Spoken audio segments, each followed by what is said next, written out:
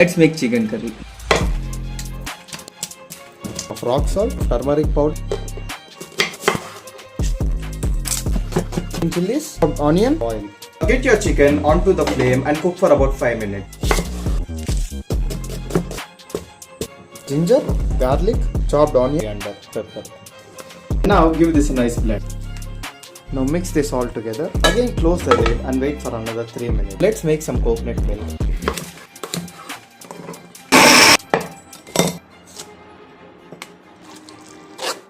Dhania powder, red chili powder. Now mix all of this. Now close the lid and wait until the masalas are cooked.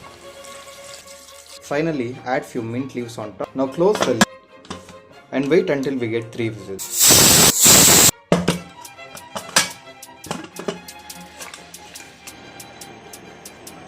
I have no words to describe this dish. That's it for today. See you again.